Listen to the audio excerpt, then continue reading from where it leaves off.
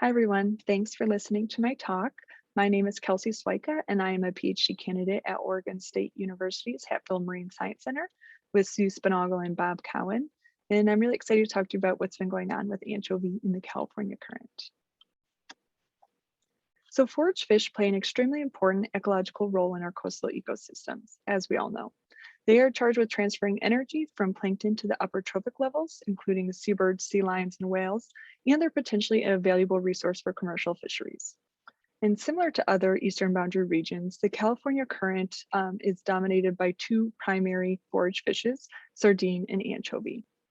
And these populations are characterized by dramatic boom and bust cycles, even in the absence of fishing. Historically, these cycles have been asynchronous, with sardine dominating during warmer, more ligotrophic periods, and anchovy dominating during cool, productive periods. And the asynchronous fluctuations between these two species that play fairly similar ecological roles is thought to help stabilize coastal marine food webs. But this figure was created at just the right point in time before this dichotomy kind of starts to fall apart. So if we extend this timeline a little bit further, we can see that from 2000 to about 2011, there was a bust in the sardine population that was not matched with a boom in anchovy.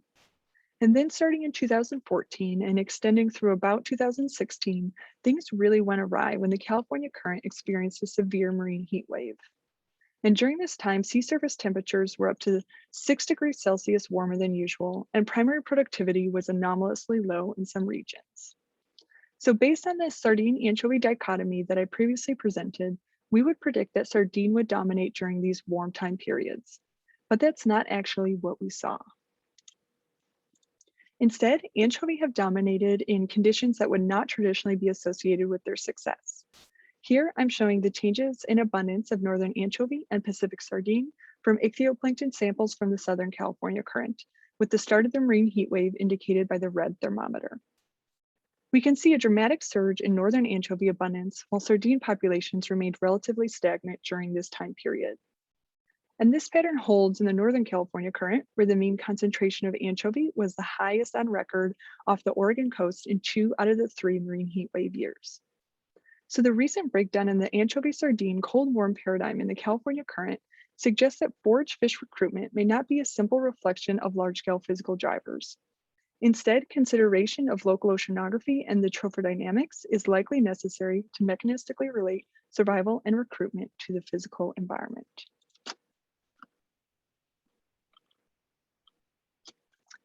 So there are several factors that influence recruitment in addition to or in conjunction with the physical processes that have traditionally been used to predict forage fish abundances. Growth and survival during this larval phase is contingent upon a larva's ability to find food and avoid predation in heterogeneous environments. And just as we've seen novel distributions and abundances of forage fish in recent years, we have also seen novel distributions and abundances of other members of the pelagic community, including known anchovy prey and their potential predators. And while we don't know much about predation on larval anchovy, we do know that their potential predators are increasing in abundance, especially ones of the gelatinous variety. So, can the relationships between larval growth, local oceanography, and trophodynamics provide insights into novel anchovy success in the California current? A little bit more background information on northern anchovy. They are obviously a coastal pelagic forage fish. There are 3 subpopulations of northern anchovy in the California current: the northern, central, and southern. And the central subpopulation has been the focus of a lot of work out of the Cal Coffey group, but we're actually going to focus on the northern subpopulation, which is thought to primarily spawn in summer near the Columbia River plume, where it also supports a small bait fishery. And it ranges from Northern California to British Columbia. These are surface-oriented fishes, primarily found in the top 50 meters of the water column. And they are phyto and zooplanktivorous as larvae, becoming more zooplanktivorous as they grow. So we sampled a cross-shelf transect during the summers of 2018 and 2019, just south of the spawning location of the northern subpopulation of northern anchovy. And to best relate larval fish growth to fine-scale distributions of their prey and predators, we coupled depth-discrete net sampling with a MOCNIS and fine-scale in situ imaging with the in situ ichthyoplankton imaging system. And this is a low turbulence, high resolution towed imaging system. It has a large sampling volume, allowing it to capture both abundant organisms like larval fish prey and their predators, and more rare organisms like the larval fishes themselves. It samples in a tight undulating fashion, allowing for fine-scale horizontal and vertical spatial analyses. And we sampled each mock nest station, indicated by the circles on the map, twice per cruise, and then towed the imager along the same transect within 24 hours of each biological sample collection. From the net samples, we dissected and read the sagittal otoliths of 270 northern anchovy. We enumerated the increments to provide an estimate of age, and then we used two metrics to analyze the growth patterns. The first is mean daily growth, which is the average increment width of each day of life. And the second is mean recent growth, which is the average growth of each individual over the last 3 full days of life. And we use that second metric because it's unknown how long larvae have been associated with the environmental and prey and predator conditions at the time of collection. And that value is also detrended for age. Then to understand the relationships between mean recent growth and the distributions of prey and predators, we coupled these data with in situ imagery. So this collage gives you an idea of what the images from the in situ ichthyoplankton imaging system look like. And it shows a multitude of taxa, including larval fishes and many of their potential prey and predator groups. After the imagery data are collected, they go through a series of processing steps, some automated in collaboration with the Center for Genome Research and Biocomputing at Oregon State University, and some more manual to go from raw images to individual organisms sorted into a couple hundred taxonomic groupings. Unfortunately, I don't have time to talk in depth about the image processing pipeline today, but I did want to mention that the pipeline code was recently open sourced at the citation in the right-hand corner, if interested. So what were conditions like during sampling? Here I'm showing the upwelling index for a sampling location with the cruise dates in the light gray boxes and the days northern anchovy were collected in the dark gray boxes. And this figure spans the lifetime of the oldest individual anchovy from our samples, so it should encompass the upwelling experience throughout the lifetime of our fish. In 2018, we sampled during a relaxation period, while in 2019, we sampled during active upwelling. If we look at the temperature and chlorophyll A surface maps, we can see the effect of that upwelling on the physical environment.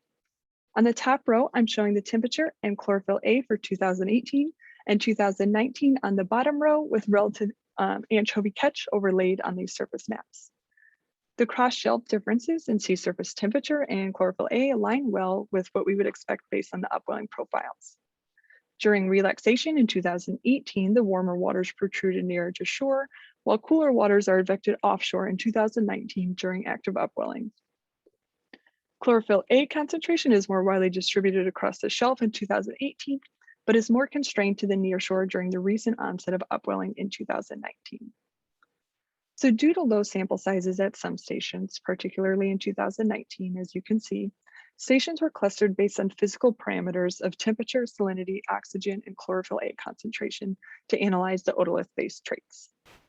And there were clear inshore and offshore differences in the physical environment, with our middle station shifting membership between years, such that in 2018, we clustered our 3 inshore and 2 offshore stations, while in 2019, we clustered our 2 inshore, 3 offshore. So as you saw in the previous bubble plots, the concentration of anchovy was much greater in 2018 than 2019, and offshore than inshore each year.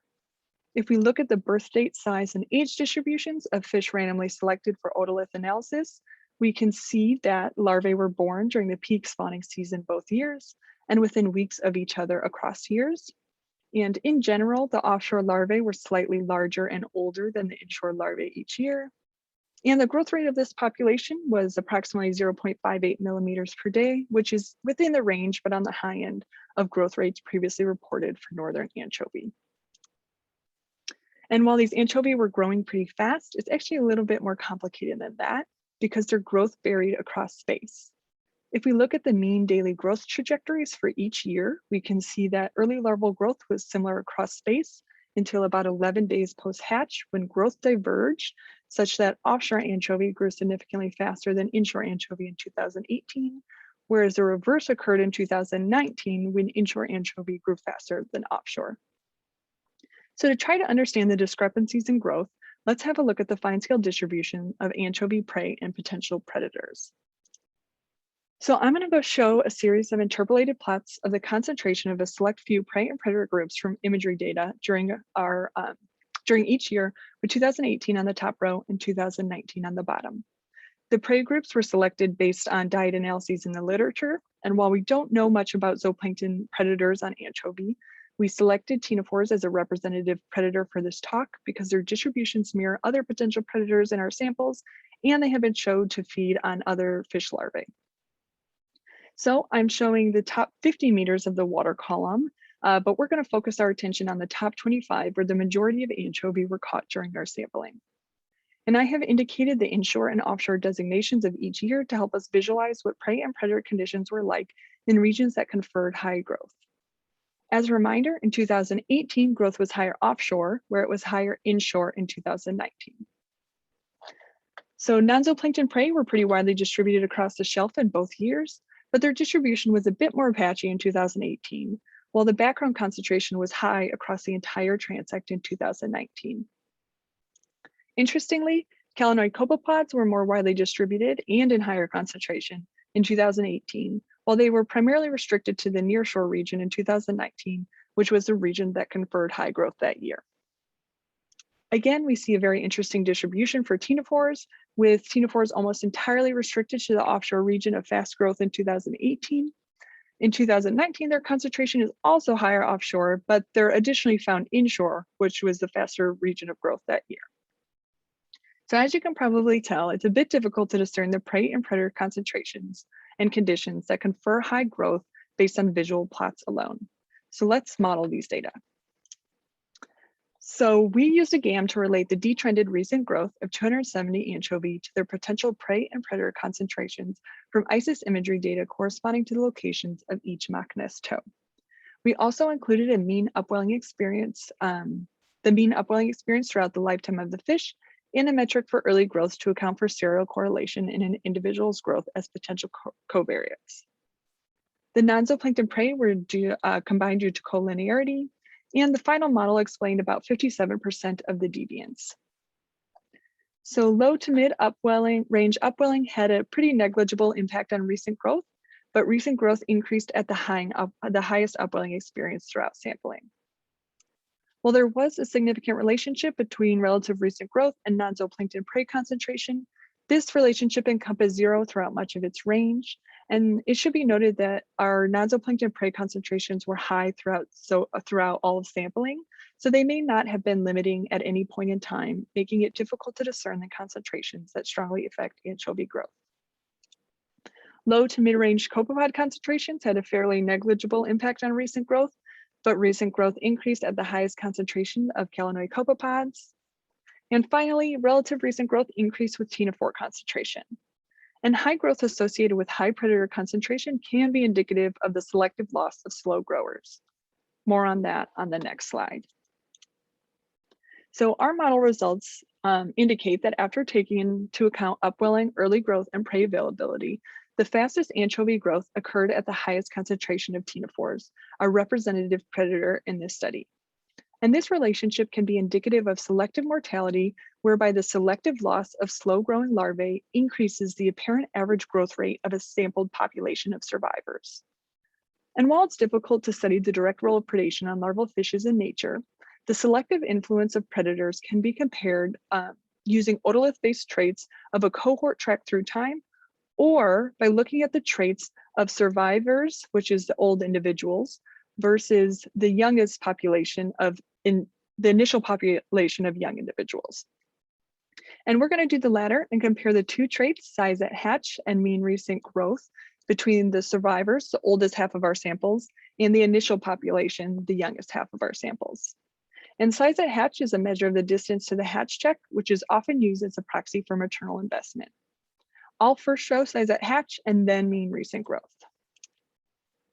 So size at hatch of the initial population was the same between years, but size at hatch was significantly higher in the population of survivors in 2018, while there was no difference in size at hatch between the initial and surviving populations in 2019.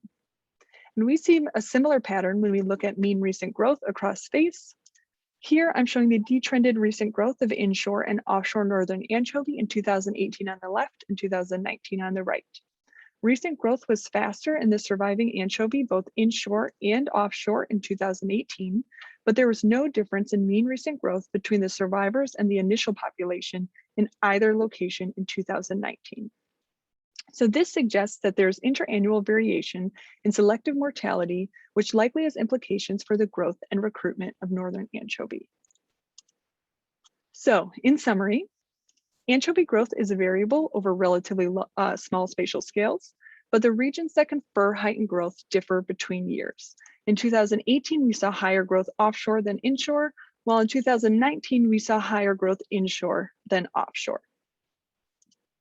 Larval growth is affected by upwelling and prey concentrations. As shown by our modeling, there was higher recent growth at the highest upwelling values and the highest prey concentrations. And importantly, larval growth is also affected by predator concentrations. And we saw interannual differences in selective mortality with selection against slow growers. And while we don't know much about predation on larval anchovy, we do know that their potential predators are increasing in abundance, especially ones of the gelatinous variety. This has been shown by a lot of work by Broder et al., and we are also actually noticing this in our own samples. And zooplanktivorous predation on larval fishes is rarely quantified because of the difficulty in sampling some taxa, especially for fragile gelatinous organisms with net-based systems. But technologies like the in situ ichthyoplankton imaging system can help fill these knowledge gaps. So in conclusion, the variability in anchovy recent growth with fine-scale distributions of prey and predators illustrates the importance of examining food web dynamics when predicting the response of forage fish to ecosystem variability. And with that, I would just like to thank all of the people that contributed to this project, from the ship crew to my lab mates to the undergraduates sorting plankton samples. And I look forward to speaking with you all at the workshop.